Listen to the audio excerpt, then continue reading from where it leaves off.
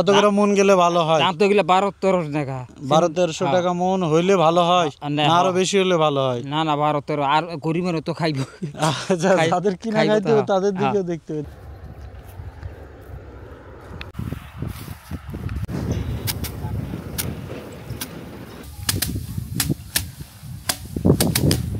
সুজলা সুফলা শস্য শ্যামলা এই বাংলাদেশে যে পরিমাণ চালের প্রয়োজন হয় তার সিংহভাগই আসে এই বড় মৌসুমে উৎপাদিত ধান থেকে। বর্তমানে আছি হচ্ছে বেলাই বিল, যেটা গাজীপুর জেলায় অবস্থিত। এই বেলাই বিলে মানে পুরোটা জুড়েই ধান কাটার মহাযজ্ঞ মহাকর্মযজ্ঞ চলতেছে। এখানে কৃষকরা অধিকাংশ জমিতে ধান কাটা প্রায় হয়ে গেছে ইতোমধ্যে, এবং কৃষকরা কেউ ধান কাটছে, কেউ বা সেগুলোকে শুকিয়ে নিয়ে যাচ্ছে। ওই পাশটাই দেখলাম যে ধানের তারা মানে মাড়াইয়ের কাজগুলো চলতেছে। এই সময় আসলে কৃষক কৃষানি যারা আছেন সবাই ব্যস্ত।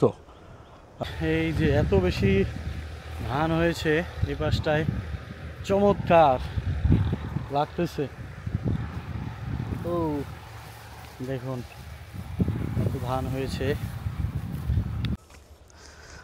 ইরি ধানের মৌসুমে আসলে এখনও মনে পড়ে যে এই সময়টাই অনেক বেশি মাঠে থাকতাম, মাঠে কাজ করতাম। কৃষকেরা যেভাবে ধান কাটছে এভাবে আমরাও ধানের কাজ করতাম, এবং প্রচুর এই সময়টাই সবচাইতে বেশি যেটা সেটা হলো রোদ।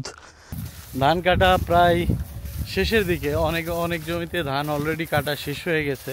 এখন এই যে কিছু জমি অবশিষ্ট আছে। এবারে ইনশাল্লাহ এত বেশি ফসল হয়েছে যেটা কৃষকদের মনে হচ্ছে যে তারা লাভের মুখ দেখবে।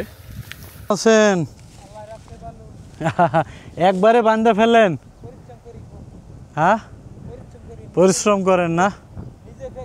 দিলে যাবো আল্লাহ দিছে এইবার খুব ভালো ফলন হয়েছে। কক্সবাজারের ধান হয় না। আচ্ছা, চমৎকার ধান হয়েছে। তাই আপনার জমি কতখানি ছিল? জমি এখন আছে আমার আছে 18 ঘন্টা আছে রাখা আমার নিজের। আবার হেমবুরা দইলে আমার বাপের জায়গা সেই যেগুলো মাটি নিতে আছে, মানে হেলে খিলে থাকে করতারি না, মানে কিছু মাটি নিলে করুন।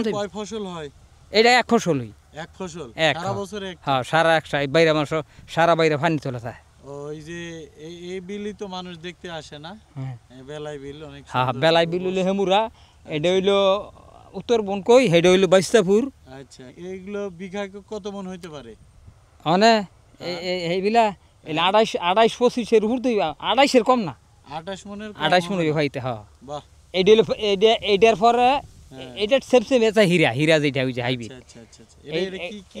এটা 29 খাওয়ার লাগে খুব ভালো, চিকুন ধান। হ্যাঁ, খাওয়ার লাগে খুব ভালো। আচ্ছা, আবার করছি এটা 14 ধান করছি। এটা হইলো আওলা ফিটার লাগিয়া।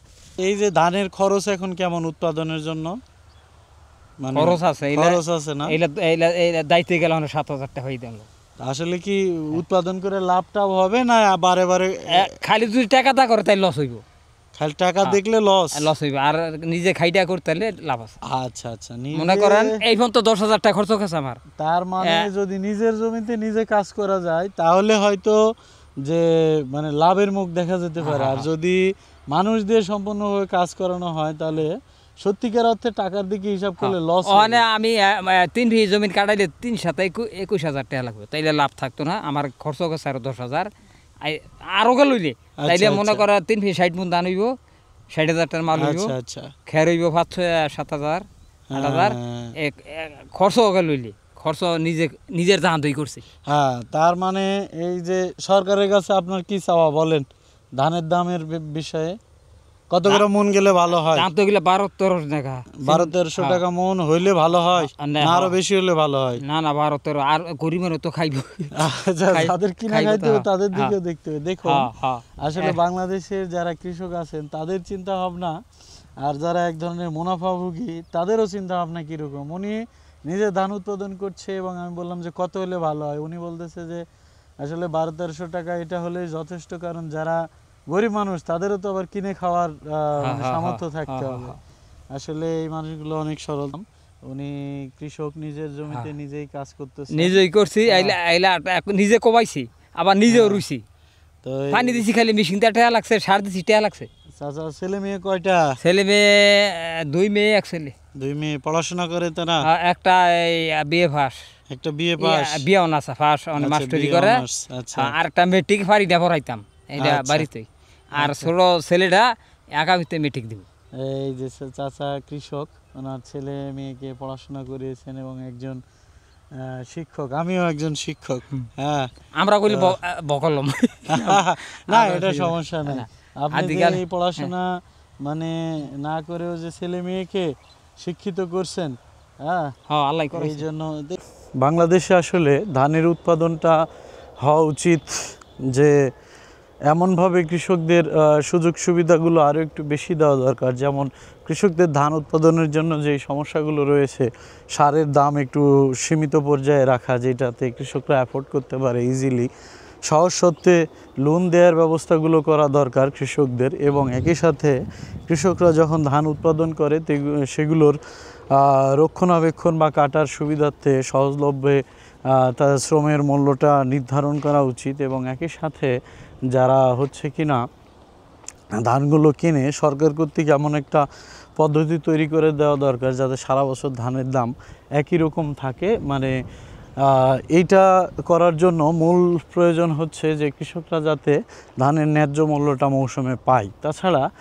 যদি ধান উৎপাদনে কৃষকরা অনুৎসাহিত হন তাহলে সত্যিকার অর্থেই দেশ একটা সংকটের দিকে পড়বে। এরকম একটা গল্প আমি জানতাম যে জাপানে কৃষকরা যে পরিমাণ ধান উৎপাদন করে সেখানে তাদের অনেক বেশি খরচ হয়ে যায় এবং তার চাইতে কম মূল্যে তারা বিদেশ থেকে ধান রপ্তানি করতে পারে। তো এখন বলা হলো জাপান সরকারকে যে আপনি কেন এর চাইতে কম মূল্যেই তো আপনি ধান কিনতে পারেন আসলে বাইরের দেশ থেকে, তাহলে আপনি কেন এত টাকা খরচ করে ধান উৎপাদন করবেন? তো তখন জাপান সরকার বলছিল যে একমাত্র আমি এই ব্যবস্থাটা চালু রাখছি এর কারণ হচ্ছে যখন কোনো যুদ্ধ বিগ্রহ এগুলো দেখা দেয় তখন একমাত্র শুধুমাত্র কৃষি আমাদেরকে বাঁচিয়ে রাখে। এই কৃষিকে যদি আমরা ভুলে যাই, আমরা যদি স্বনির্ভর না হই, তাহলে একসময় দেখা যাবে যে কোনো একটা সংকটের সময় আমাদের না খেয়ে থাকতে হবে। এই কারণেই যে আমরা বাইরের দেশ থেকে কম দামে আনতে পারলেও আমাদের দেশে খরচ একটু বেশি হলেও আমরা এই ধানের উৎপাদনটা ঠিক রেখেছি। আসলে সরকারের নীতিগুলো হওয়া উচিত এরকমই, দেশীয় যে উৎপাদন আছে সেগুলোকে উৎসাহিত করা দরকার এবং এই উৎসাহিত করতে গিয়ে কৃষকদের যে ন্যায্য মূল্য যেই ফসলই হোক সেটার যে ন্যায্য মূল্য নিশ্চিত করা, এটা আসলে যারা রাষ্ট্র চালান তাদেরই দায়িত্ব।